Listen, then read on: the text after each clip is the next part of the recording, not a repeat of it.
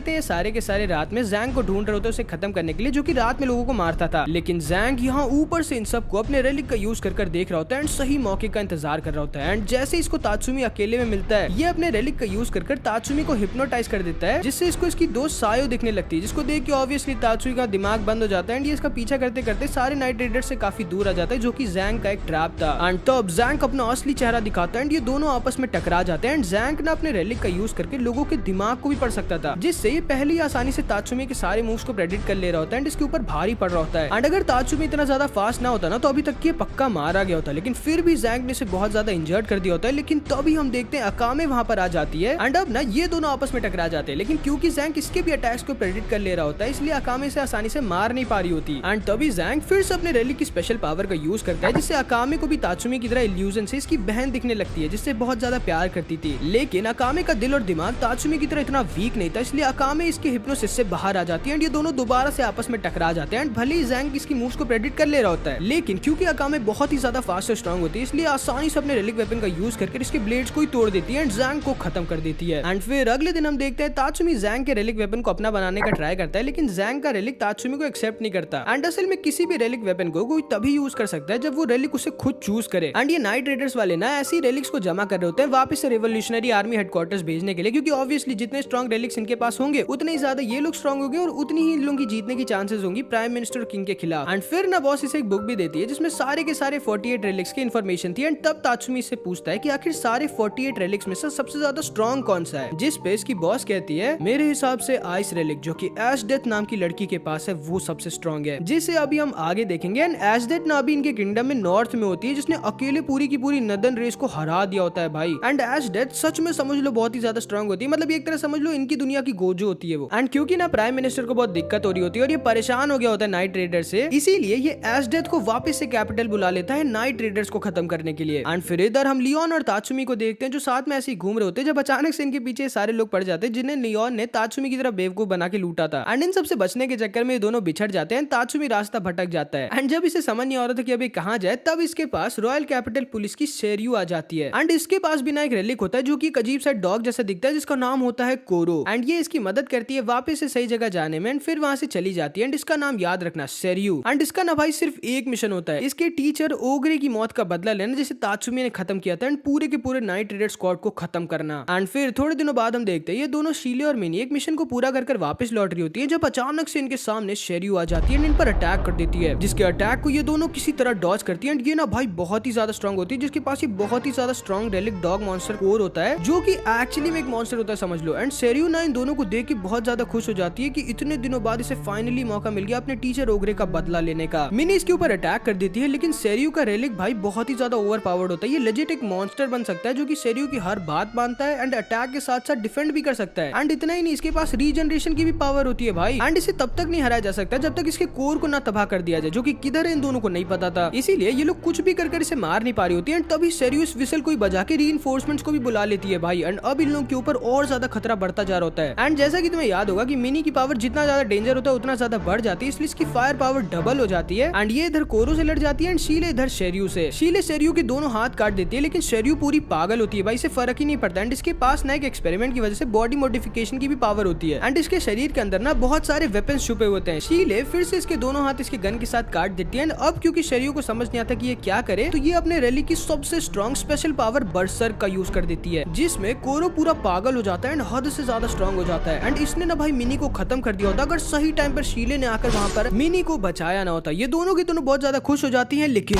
तभी शेरियो अपनी मुंह के अंदर की सीक्रेट गन का यूज कर शीले के सीधे दिल के आर पार गोली मार देती है। एंड कोरो भी ना भाई इसे बीच से अलग कर देता है। मिनी पगला जाती है एंड शेरियो की तरफ इतनी इंजर्ड होने के बावजूद भी आगे बढ़ने लगती है, लेकिन तभी वहाँ शेरियो की रीइंफोर्समेंट्स भी आ जाती है। एंड शीले और मिनी ना पूरी तरह से घिर जाते हैं, लेकिन तभी मरने से पहले शीले अपनी लास्ट मोमेंट्स में अपने रेलिक की स्पेशल पावर सुपर लाइट का यूज कर देती है, जिससे इन सबको कुछ भी दिखना बंद हो जाता है। एंड तभी ये बोलती है मिनी भाग जाओ यहाँ से। लेकिन शीले मैं अब नहीं बचने वाली मिनी, प्लीज अगर तुम यहाँ से बच के निकल गई तो मैं खुशी खुशी मर सकूंगी। और हाँ, सबको मेरी तरफ से बस एक चीज कह देना, थैंक यू। एंड मिनी इसको शीले की लास्ट विश माननी पड़ती है एंड ये वहाँ से भाग जाती है एंड शीले हंसी खुशी खत्म हो जाती है। एंड शेरयू ये बहुत ही ज्यादा खुश हो जाती है क्योंकि आज उसने पहले नाइट रेडर मेंबर को खत्म कर दिया होता है। लेकिन ये सारे बहुत ज्यादा दुखी हो जाते हैं एंड शीले की मौत के बारे में सुन के तात्सुमी तो इतना गुस्सा हो जाता है कि वापस जाके शेरयू को मारने की बात करने लगता है। लेकिन तभी बुलात इसे किसी तरह वापस से होश में लाता है एंड इससे बोलता है कि ये लोग शीले का बदला जरूर लेंगे लेकिन सही टाइम आने पर। एंड मिनी ये अपने आप से वादा करती है कि ये शेरयू को जरूर मारेगी एंड इस तरह ये लोग आज अपना पहला मेंबर खो देते हैं। एंड फिर इधर हम एस्डेथ को देखते हैं जो कि इतने टाइम बाद वापस से कैपिटल लौटी होती है द नाइट रेडर्स को खत्म करने के लिए। एंड इसे ना कुछ भी पसंद नहीं होता सिवाय लड़ाई झगड़ा वॉर के। लेकिन अब अचानक से इसके मन में एक और इच्छा जग गई होती है जो कि होती है किसी लड़के को ढूंढकर उससे प्यार करने की। एंड इसके ना 3 सोल्जर्स होते हैं, अल्फा, बीटा और गामा, जिनके पास एक रेलिक वेपन होता है जिन्हें ना ये ऑर्डर देती है इनके किंगडम के सारे उन मिनिस्टर्स को खत्म करने की जो कि सिविल प्राइम मिनिस्टर के खिलाफ प्लानिंग कर रहे होते हैं। एंड फिर इधर हम देखते हैं अकामे भले ही दिखा नहीं रही होती कि इसे दुख नहीं हो रहा और ये ठीक है शीले के गुजरने के बाद भी, लेकिन तात्सुमी ये जानता था कि अकामे अंदर से टूट गई है। इसीलिए जब अकामे अकेले में इसे अपना असली दुख दिखाती है तो तात्सुमी इससे वादा करता है कि ये कभी नहीं मरेगा और इसके मरने का दुख अकामे को कभी नहीं होने देगा। उसके बाद हम देखते हैं तात्सुमी और बुलात साथ में बहुत ज्यादा हार्ड ट्रेनिंग करने लगते हैं और ज्यादा स्ट्रांग होने के लिए। एंड इधर हम देखते हैं क्योंकि अल्फा, बीटा और गामा बहुत सारे अच्छे मिनिस्टर्स को मार रहे होते हैं वो भी नाइट रेडर्स के नाम पर, तो इनकी बॉस डिसाइड कर लेती है कि इन्हें इन तीनों को खत्म करना ही होगा। इसीलिए ये बुलात और तात्सुमी को इस शिप पे भेज देती है जहां पर इन तीनों का अगला टारगेट था एंड इन दोनों का काम था इसको प्रोटेक्ट करना। एंड लियोन ये भी यहाँ पर आई होती है एस्डेथ को खत्म करने के लिए, लेकिन क्योंकि एस्डेथ इतनी ज्यादा स्ट्रांग होती है एंड लियोन के पास ना डेंजर को सेंस करने की पावर थी, इसीलिए समझ जाती है कि एस्डेथ को नहीं मार सकती, इसलिए वहां से भाग जाती है। फिर थोड़ी देर बाद हम देखते हैं जब ये शिप शोर से काफी दूर आ जाती है और इन सब की पहुंच से बहुत दूर निकल जाती है तब अल्फा अपना काम करता है एंड इसके पास ना फ्लूट रिलिक वेपन होता है जिससे ना ये लोगों की मसल्स को कंट्रोल कर सकता है, जिसका यूज करके सबको बहुत ही ज्यादा कमजोर कर बेहोश कर देता है। लेकिन तात्सुमी इसके रेलिक से पूरी तरह से बेहोश नहीं होता एंड तभी इसके पास गामा आ जाता है जिसके पास ये बूमरैंग रेलिक होता है। अरे यकीन नहीं होता तुम अल्फा की रेलिक पावर से बेहोश नहीं हुए, इसका मतलब है कि मैं तुम्हें इतना हल्के में नहीं ले सकता। सही कहा, लेकिन मैं तुम्हें हल्के में ले सकता हूँ, ऐसा है क्या?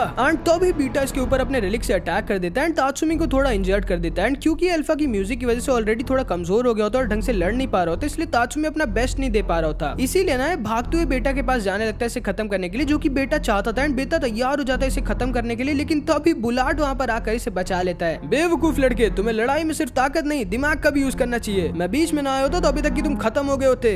थैंक यू बुलाट सर। एंड तभी बुलाट अपने रेलिक इनकर्सियो का यूज कर देता है एंड अपने आर्मर को पहनकर तैयार हो जाता है। एंड तभी अल्फा, बीटा, गामा तीनों इसके ऊपर अटैक कर देते हैं, लेकिन इनकर्सियो का यूज कर बुलाट बहुत ही ज्यादा स्ट्रॉन्ग और फास्ट हो जाता है भाई एंड एक ही बार में बीटा को खत्म कर देता है एंड अल्फा और गामा को बहुत ज्यादा इंजर्ड करके दूर फेंक देता है। तात्सुमी को यकीन नहीं होता कि बुलाट कितना ज्यादा स्ट्रॉन्ग है, लेकिन तभी गामा इसकी तरफ आने लगता है और इससे बोलता है ये आर्मर, ये ताकत, ये ऑरा, ये आवाज, तुम तो बुलाट हो ना। एंड बुलाट भाई इसको देखकर एकदम शॉक्ड रह जाता है क्योंकि गामा कोई और नहीं बल्कि बुलाट का एक टाइम का कमांडर और टीचर हुआ करता था जिसको प्राइम मिनिस्टर को ना सपोर्ट करने की वजह से जेल में डाल दिया गया था, लेकिन एस्डेथ इसे बचा ली थी एंड इसीलिए गामा एस्डेथ का इतना लॉयल सर्वेंट बन गया होता है। एंड इसके पास ना भी एक रेलिक वेपन होता है जिससे लिक्विड्स को कंट्रोल कर सकता है एंड अभी क्योंकि इनकी शिप पानी में होती है तो इतना ज्यादा पानी होता है आसपास, तो इसके पास ऑलरेडी बहुत बड़ा एडवांटेज था। एंड तभी ये दोनों के दोनों आपस में टकरा जाते हैं एंड अल्फा भी बुलेट के ऊपर अटैक करने वाला होता है, लेकिन तात्सुमी इसे किसी तरह बचा लेता है। एंड अल्फा ना भाई तात्सुमी बहुत भारी पड़ रहा होता है क्योंकि अल्फा तात्सुमी से भी ज्यादा फास्ट होता है। एंड तभी इधर हम देखते हैं गामा ने बुलाट को अपने ट्रैप में फंसा लिया होता है एंड तभी अपने strongest attack water dragon barrage का यूज कर देता है जिससे बुलाट को बहुत ज्यादा इंजर्ड कर देता है, लेकिन फिर भी ये मरता नहीं, हार नहीं मानता। एंड बुलाट ना भाई इतना इंजर्ड होने के बाद भी गामा को खत्म करने वाला होता है, लेकिन अल्फा सही टाइम पर आकर गामा को बचा लेता है क्योंकि तात्सुमी इसके सामने टिक ही नहीं पाया होता। बुलाट बहुत ज्यादा इंजर्ड हो गया होता है और इसका आर्मर भी चला जाता है, लेकिन फिर भी ये स्माइल कर रहा होता है। तुम हार चुके हो बुलाट, अब क्योंकि तुम इतने वीक हो चुके हो इसलिए तुम अपने रेलिक का दोबारा यूज नहीं कर सकते। हाँ सही कहा आपने, लेकिन आप शायद भूल रहे हैं कि आपने भी अपनी इतनी पावर का यूज कर लिया कि आप भी अब अपने रेलिक का यूज नहीं कर सकते। हाँ तुम अभी भी बहुत तेज हो। क्यों बुलाट, क्या करूं, मैं अपने स्टूडेंट के सामने बेवकूफ नहीं दिख सकता था।